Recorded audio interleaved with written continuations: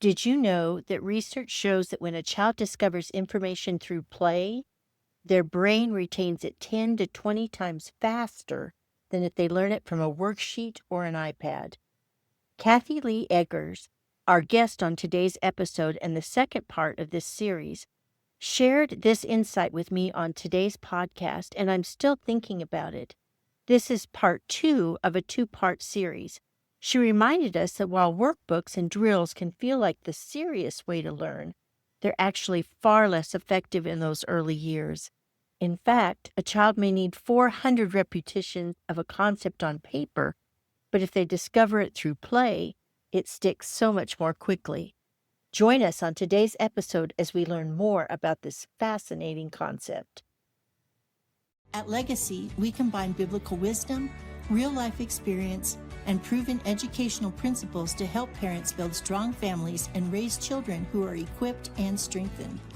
We don't offer a one-size-fits-all formula, but we do share practical insights, faith-driven strategies, and encouragement from decades of hands-on experience.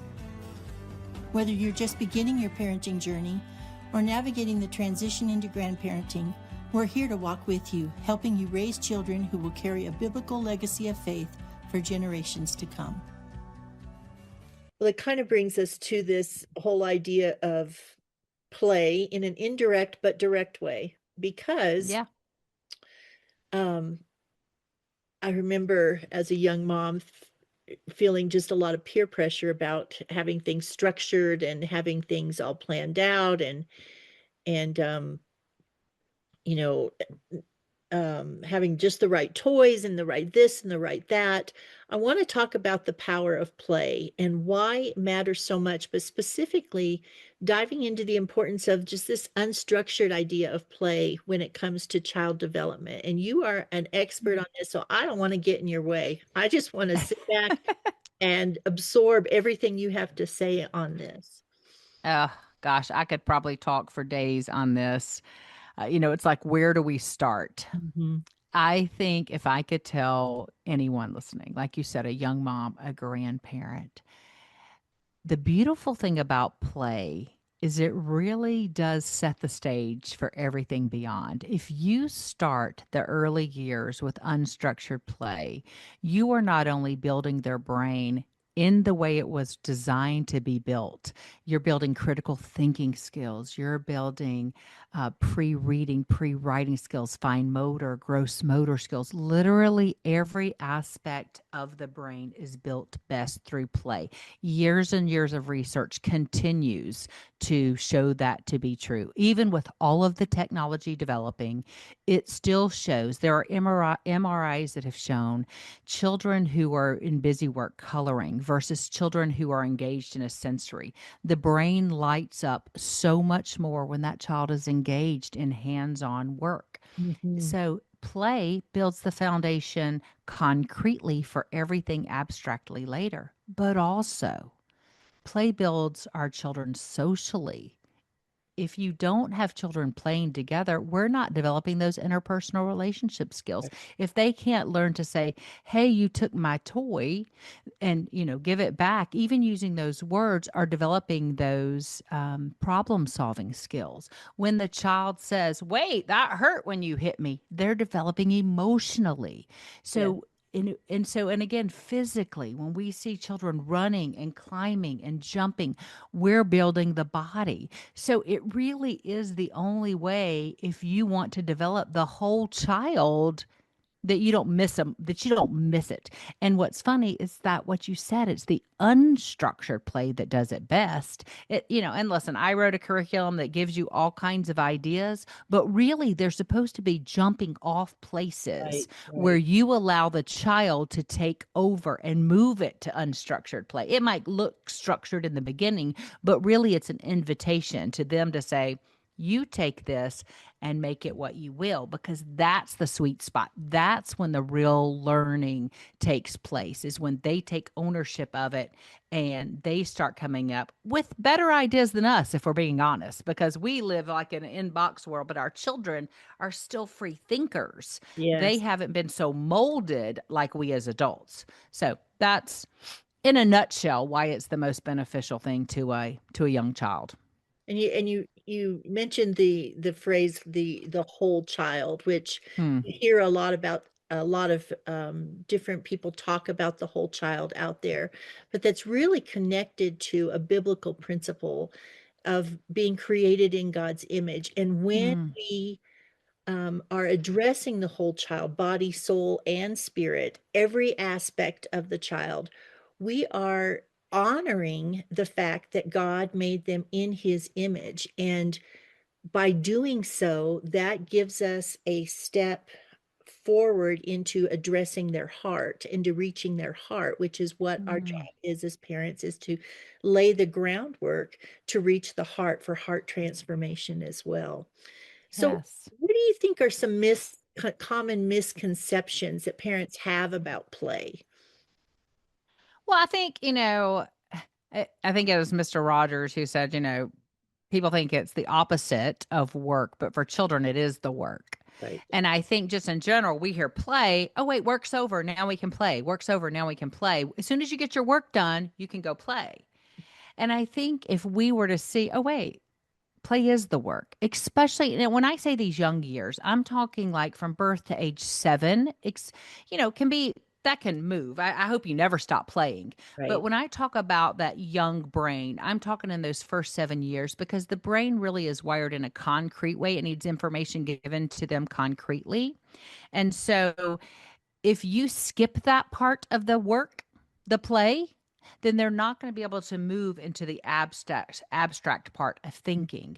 So I think people misunderstand. They think, well, I mean, if it's good to teach it at 7, maybe it's better to teach it at 5. And if it's good to teach it at 5, what if we could teach it at 3? And I'll see ads for like, your toddler can read. And I always say, it's kind of like potty training. And a lot of moms, if you remember, when we're first moms, we're like, well, gosh, if I can get rid of diapers by the time they're 2, I can save money. I'm not having to change. And then you realize, oh, wait, the body's designed to probably be closer to 3, sometimes 3.5 before it's ready for that potty training. And by baby number 2, you don't even start it till they're like almost 3 or when they're asking, right? It's the same, right? It's the same way with learning and especially reading. We can force it. We can make it happen. We can flashcard it to death. But that doesn't mean it's best for the child, and it doesn't mean they're even Right. ready. It just means they Absolutely. can rote memorize it, which doesn't really accomplish anything because we're at this for the long haul. Parenting is not this little sprint. Let's just do it now, and if we get it done earlier, we're done. You're No. still going to have them around for a long time. Yes. So we're in it for the long haul. So let's do it the best way. Let's do it what research shows. And it shows that play is best. So it is not a waste of time until you get to the work. It's not just we're going to time over with play until we can get to the workbooks. No, don't even look at a workbook until a child is 7, in my opinion. I couldn't agree with you more. Yeah. I couldn't I get a little ranty, Lori. I should have no, warned you. I get a little passionate. I want you to go for it because I couldn't agree with you more. I've seen, having worked with hundreds and hundreds of kids as you have, I Mm, just seen this over and over again, that if you're going to push it, it's going to backfire eventually. right. Sooner or later, it will come back to bite you if you push it. Yeah. Yeah. So, in your own family, I love to hear personal examples from your own family. Were there examples where play created connection or revealed something deeper in one or more of your children, just as you watched and observed them play? So, I was really fortunate to have a degree in child development before I started parenting. Like, I think that's the greatest gift, right? Because I started our home in play. That's just what we did. Now, my kids don't remember not playing. We were the house that everyone came to with play. And the other thing that I did is I really honored my children's interest. I really planned intentionally. I would say, okay, what do you want to learn this year? Let's make some posters. You write down everything you want to learn about this year. And we would add that in our curriculum, whether they were going to a hybrid or whether they were at home full time, because we did different things every year, but we still tried to do something extra according to their interest. Right. And I saw it in so many different ways. one of my daughters fell in love with horses. And so we started volunteering at a horse farm. All of us started volunteering. Some of the kids, like back to my son Joshua, he hated it. He hated, but he went with us. But, and what was funny, the horses loved him because of his calm spirit. And Oh, so he ended up enjoying it more than he thought. But at first he was like, why are we going to muck stalls? This is ridiculous. But he ended up, but my girls were so obsessed with these horses. And so I got to watch that, and I would consider that play. I mean, you're hanging around playing with horses all day long, brushing them and that, but it really developed a love for that. Henry is one, he's in college right now. He's the baby. I remember seeing Henry as a kid was into sports. I mean, it was nothing. I mean, we love sports, but he was into sports and even stats. And one of my favorite examples is I was speaking in Louisiana, and Benjamin Watson came to my, he and his wife homeschool, Kristen, and they came to my session. Ben Watson is a football player. You might know him, might not. He played for the Georgia Bulldogs. He played for the Saints. right. Gotcha. And Henry, he's now like I think he's on the SEC network. But anyway, commentator. So Henry got to meet him. Henry's probably, I'm going to say 8, 9, maybe 9. So just writing. Henry was just writing. And so he met Ben Watson, and he was so enthralled with that man and that conversation that when we got home, I didn't go back to my curriculum of what's in my writing assignment that day. Instead, I said, Henry, how about you just write me a story about meeting Ben Watson? Yes. Just write that. And let's hear. And there was no argument. There was no, I don't like writing. I'm not good at writing. He just went to town and wrote. And I wish I still had it. I kept it for a lot of years and read it. And when I would give talks, because it was amazing. And he was barely writing, but he said it, so many powerful things in that. But that all started with play. Just, it wasn't serious. It was just, it wasn't part of the assignment. I mean, we could go on from sensory play to pretend play. My son, John Michael, he loved to dress up and loved to be dramatic. And I was really sad that my kids joined Artios after he graduated because he would have loved it. And so it was not anything unusual for us to have a playful attitudes towards our learning, if that makes sense. It's just how we did throughout all of their schooling, honestly. Well, and I think just by one of the things that I love to talk about is just watching them as they are playing, you can observe where a lot of their giftings are leaning or where their interests are leaning. If you'll just shut up and get out of the way and sit back Yes. and watch them, then you a lot of your questions will be answered as far as what is my kid gifted in? What are they interested in? Just shut up and watch them. And So many oh, sorry to interrupt. So many people don't teach about observation, Lori, and I think it is so powerful. I say that exact same thing. I remember Sarah, my youngest daughter. She's been everyone's therapist since she was a little girl. They would come talk to her and answer. And so she went off to college and she was going to be a lawyer. She was determined to be a lawyer. And then later in her freshman year, she's like, Mom, I really do believe that God can use me more as a therapist because after her brother died, she developed disordered eating because it was just such a tragic experience for her. And she's like, I want to help young children go through grief and I want to help them through their trauma. Um, but it was because and I knew it was what she was meant to do. And I said to her, you are so right because I have seen you be there for people your whole life. And you're going to be incredible at this. But you're right. It's that watching, it's that getting out of their way. I love the way you said that. And that's important when they're little with play, too. So yes, many parents come to me, they're like, I don't like to play with my kids. I'm like, good. They don't need you to play with them most of the time. They need you to get out of the way. Like you set up the absolutely. environment and you let them go at it. Now, if they invite you in, you let them lead you in the play. They'll tell you what you're supposed to do anyway. They're going to, you take that Polly Pocket, Mama, you put clothes on her. Okay, Mama, she's going over there now. Or Right, you come here and let me fix your hair, Mama, in my little stylist shop I'm doing her. right. You stay out of the way and observation that helps so much in every area from toddlers on, I feel like Absolutely. observing. I'm so glad you brought that up. Absolutely. And Yeah. even as they get into the teen years, watching them what they're gravitating to, what they're gravitating away from. And I loved what you Yes. said about just being flexible even with their assignments, if you're homeschooling or if you have the flexibility in a hybrid program to say, oh no, we're not going to approach the assignment that way. We're going to approach it this way because I Yeah. can see your interest lies in this particular area. That just it just makes so much sense to me that to approach it that way because it just ties so many areas of their life and their brain together at the same time. Well, I So always tell parents, I said, listen, in my opinion, our job is not to help our children become who we think they should be. It's to help them become who they were already designed to be. We're exactly. just there to notice that, to help point them to that, to, maybe help guide them. But they were already designed to be who they were meant to be. And if we can help them reach that, then man, we've done a great thing. So, We've been talking a lot on legacy parenting about the importance of discipling our children. mm, And I've always felt like play and adventure and being outdoors is a great tool to that. It's a natural tool to that. Discipleship isn't just about sitting down and reciting catechisms or scripture verses. It's about Deuteronomy 6, 6, and 7, teaching them as you walk by the way. And that has to do with play and adventure. And I just want to hear your perspective about, using play as ways to reach your child's heart in discipleship.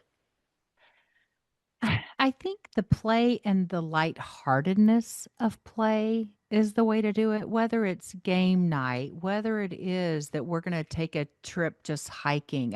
I remember taking my kids to Amicalola Falls in Georgia. And again, some love that. Some are like, yes. And some are like, I don't want to go up the. And so, I think it's a great opportunity to teach one that, okay, sometimes we do things we don't want because we see the joy it brings someone else. And so we go along, and who knows, we might have fun too. And by the end, they usually all are having fun and they're glad they did it. But I think you have to set that tone of lightheartedness and play and adventure, and let's try it. Let's take that risk. Let's go together. Even one of the reasons we wanted to move here on the lake is so we wanted to build an environment that our kids would want to bring their kids, and they would want to have that togetherness, because we want to encourage our children that family is valuable and that being together is valuable. And we started that from a young age, whether it was all going to a football game to support a sibling, or going to a recital and doing some of that. So you might not think that's play for everyone, but for that one child involved, it was their play, if you will, and we all got to support that. But you know, we just have fun together. Like when they were little, my favorite thing to do is to put on dance music, and we would just dance around the kitchen and act silly. And I love that my kids know that their mom can be silly with them. Even now, one of the greatest compliments is when my daughter in her sorority, they went on their spring break trip, her freshman year in college. And so there were 25 girls. And out of the 25, my daughter said, "Oh, my mom's the mom to go. She will have so much fun with us. She'll hang out. She'll cook with us." And do you know I did that? I went on that beach trip with those. It was the most nerve-wracking week of my life. I, I was so thankful when I we can got imagine. home. You mentioned it, and I went, Right. But we had the most amazing time. And those girls are now seniors in college, and they're planning their other spring break. And they just said, "Miss Kathy, you want to go with us on our spring break for our senior year too?" And I thought, man, that's a That's great amazing. compliment as a parent. But I think it is that attitude of being willing to jump in. Let's have fun, but that have fun represents connection. That lightheartedness represents presence. And I think that's what our kids long for the most. They long for a parent who shows up, who isn't just there on their phone while the kids are off playing, but Yes. they're willing to be in the moment with you in the playing when That it's that kind of brings adventure. me to this next aspect where I want to get a little practical because I think there are parents that are parents now who may not have seen this demonstrated, right? Or Hmm. they don't see it being demonstrated around them. So I'm sure you've got some great realistic ways that parents can reclaim space in their lives for imagination for their kids, for themselves, to create space for curiosity with their kids and for play in their homes. I'd love to hear maybe some ideas that you have for that. I think if you have not included this in your home, my first thing to do would say get out in nature. Just simply go take a walk with your child somewhere. Find a trail where you can go. But here's the key: pause. Mhm. Let them be curious. Let them stop and poke around. Let them ask questions about the weirdly shaped mushroom or the butterfly that just flew by or the flower or even the tree bark. Take notice. So let them discover the information for themselves. We are seeing in brain research when a child discovers information through play, the brain retains it so much quicker than if they did it through like an iPad or a worksheet or given that information. But if they discover it themselves through play, in like 10 to 20 times, that becomes stuck in their brain. But if you do it through like paper, the repetition's like 400 times they have to be given a concept. So just get them out, let them discover, let them experience it. I think in this world of no contact, and what I mean by that, even when children are babies, we don't give them contact with their food anymore. We just squirt it in their mouth. We went from spooning the food to now we have the pouches and literally, I've seen people just walk by and squirt the pouch in their kid's mouth. No one's having this sensory experiences anymore. So Right. just let your kids start touching the things. Just start putting their food. If it's a baby, a toddler, put the food on the tray and literally let them try and figure it out. Mhm. That sensory feels so much in their brain when they get to touch and feel. We're seeing a lot of kids with processing disorders now because they didn't have that experience. So let them touch the things. Let them get outside. Let them ask the questions.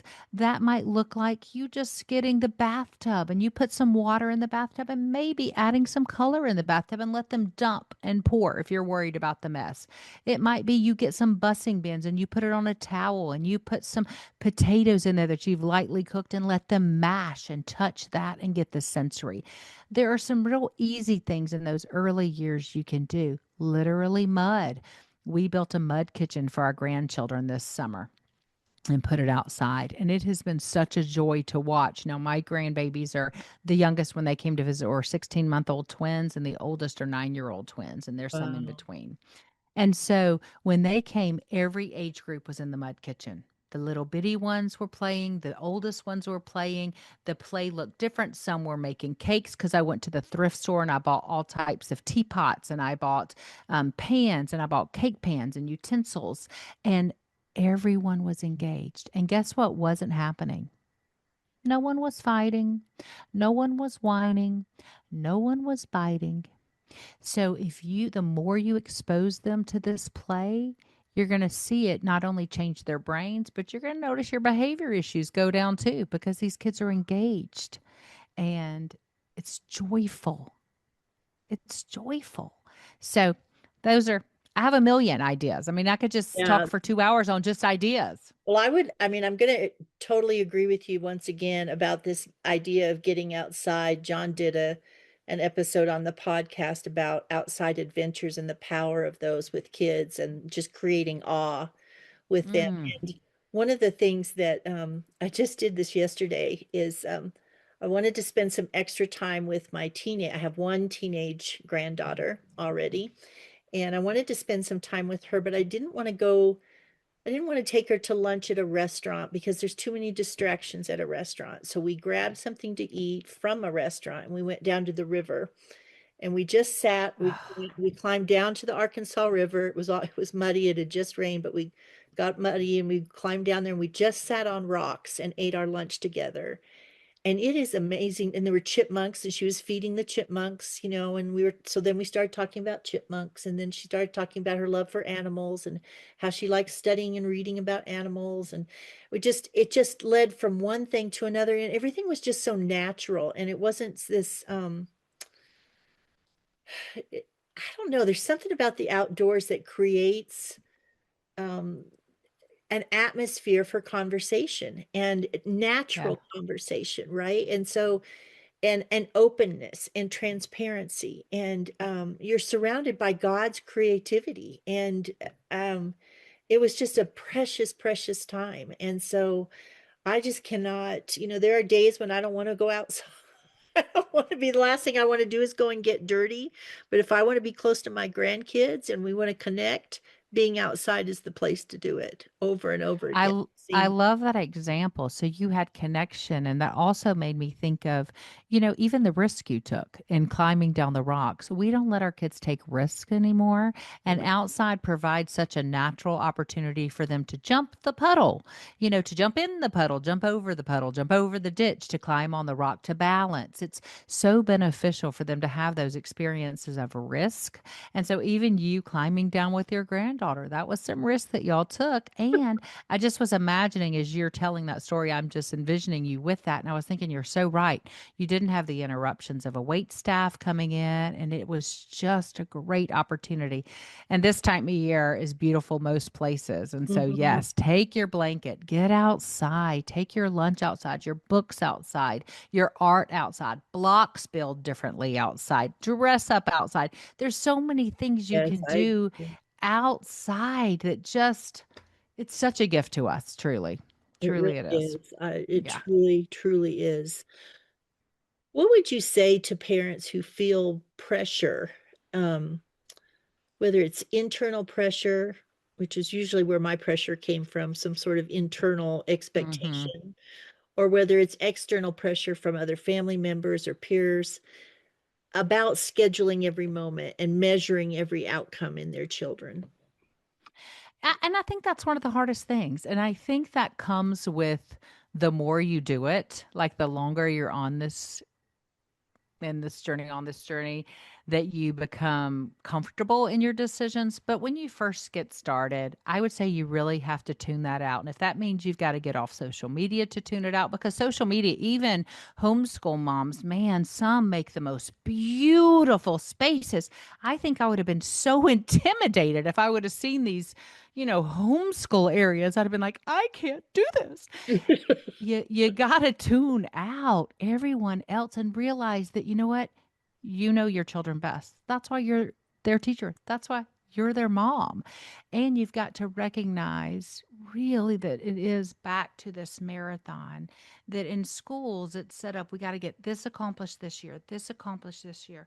And you have the freedom to just say, you know what? And for me, like, I go back to reading because that really is a hot button for a lot of young moms. I Mhm. remember a young mom coming to me, her child was 4, and she's like, everyone is judging me that he's not reading yet. Everyone is judging me. Oh, And I'm like, oh, girl, you are fine. Like, keep reading to him, make books together, help him fall in love with words, help him fall in love with stories. And I giggle because that same girl has ended up becoming a dear friend. Her son is now 15. And she's like, who was I back then, Kathy? I had no idea. This kid can read anything, can do anything. He could run the country.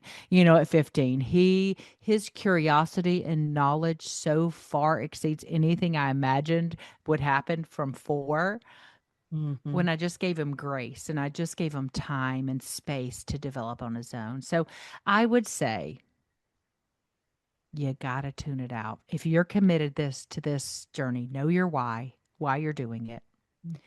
and be confident in that, and then seek out community of people, real community. And if it's online, I'm not going to say that that's worthless, because that is a thing if you don't have face-to-face community, but I still think face-to-face community is better. Yes, yeah. Find community of like-minded women that you can have real conversations with. And if there is a real issue, they're going to be the ones that say, oh, okay, maybe you should get that checked out. But most of the time, it is you're on your way.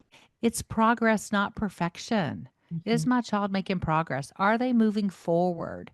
And very rarely is that going to be no. They Yeah. usually are. Yeah, I remember feeling that internal pressure, and most of the Mm, time it came from inside of me more than even it came from externally. And but it's easy now. It's easier now, right? At the age of right. 63, 64, to be able to, or you're not that old, but I am, but should I'm getting close. I'm not far behind you, just a few but years to be behind able you. to look at it and say, that kid that struggled reading, he's the most voracious of the 4 right Right. now. So, Right. like he's that one that will not and will never have own enough books. He just voraciously reads. So it plays itself out. And this idea of parenting is a journey and not it's not just a sprint. You can't look at it a month at a time or even a year at a time. This is a whole process. This is a Hmm. lifetime of parenting that even goes into when they invite you as an adult child to give input and to give counsel. We laugh sometimes when a day will go by and one will call and then the next one will call and the next one will call and everybody's seeking counsel about a different aspect. And that's such a blessing. Parenting doesn't, And it doesn't end. And that's such a compliment to you. And I want to just for 2 seconds say that I love that you said when they invite you in and they ask for counsel. Cause I don't know if you know, I co host another podcast called Gray Roots Podcast. And Oh, all we talk about is the mother in law, daughter in law relationship. That's pretty much what we talk about. We talk about adult children. And so many of the young moms' complaints are that these older women impart their wisdom without anyone asking for it. So I love that you say they invited you or asked for that wisdom. And what a what a compliment to you that they're asking. Because well, to me, that's one of our greatest rewards of homeschooling if we did it well. It's not that is my kid, do they have a doctorate? It's if do they still want to come home? Do they still love the Lord? And are they able to feed themselves? Like, can they provide for themselves? It's great. But to me, even greater is do they still love Jesus and do they still want to come home and call us family? And absolutely. to me, if I've done that, then I did my job well. And all the other stuff works itself out along the way, to be honest. Today's conversation with you has been encouraging to me, and I know it's going to be encouraging to our listeners. I want to invite our listeners to follow you and to find you Yes. online. So I know that you have a website. It's Kathy Eggers. I sang that right. Is that correct? Yeah. Eggers. Yep. Like an egg. Kathy Kathy Eggers, Eggers. Eggers.com. And Hmm. tell me a little bit about your social media channels. So all my socials play skillfully with Kathy Eggers. You can see me on YouTube, TikToks, Instagram, Facebook, Threads, all of it. So I love to just share little bits of wisdom, try to be funny every once in a while, try to be relatable, but hopefully just encouraging and to let you know that I am for you and for this journey of motherhood. I think it's the greatest thing we can be doing. And you have your own podcast, two of them, Play I do. Skill, Play Skillfully podcast, and a Yeah. co-host of the one you just mentioned, which is Gray Roots podcast, which I'm going to Yeah. totally have to look up and get some more pointers on being the mother-in-law of daughter-in-laws. So, because I have the four boys. So, you also have Yes. books, The Homegrown Preschooler and A Year of Playing Skillfully. Tell us a little bit about those and where we can get them. Oh, you're so sweet. Yeah, the homegrown preschooler is just a great overview if you're going to have your little ones at home. It's just what that looks like practically. It also gives you some of the theory behind child development, why we do this and what is the brain research behind play. Then we expanded on that when I wrote A Year of Playing Skill. If we're going to teach young children about faith, we start there with, what does Jesus say? How did he live? And so we include that kindness and gentleness and love. And we are intentional about that as well. And then I have some other books, some play based books along the way. Some are of playing skillfully as well. So all of that's on my website, christianbook.com, Walmart. I mean, pretty much anywhere you can buy those books. Well, we are just honored to have had you today, and I know that this is going to be encouraging. We've gotten lots of great information, lots of great input and advice and insight, and then just also you've been able to weave in just such great encouragement for us as well. So Hmm. thank you for being with us today, and I look forward to talking with you again soon. Oh, thanks so much, Laura. Such an honor. And thank you for all you do. I'm so glad I got to see you and thank you. My children just loved what you started and created and is such a blessing to my family. So thank you so very much. Legacy parenting is rooted in 4 core biblical principles that have guided our own parenting, influenced our ministry and RDOS academies, and much more. If you're longing to go deeper, not just in parenting, but in how you're building your family on God's Word, we'd love to invite you to our free podcast series, because honestly, you don't need more parenting tips. You need a gospel-centered framework that actually works. And that's why we've created Trends versus Truth, a path to countercultural parenting, a 5-episode private podcast series that's designed to help you reframe cultural parenting advice through the lens of God's Word, trade confusion and second guessing for clarity and conviction, and build a gospel-centered foundation that lasts beyond childhood. Each episode is short, scripturally grounded, and paired with thoughtful discussion questions to help you and your spouse parent in unity with eternal purpose. And in this free series, you'll learn why you do you misses the mark and what to teach instead. How to disciple your child's emotions, not just manage them. What Scripture says about happiness versus holiness.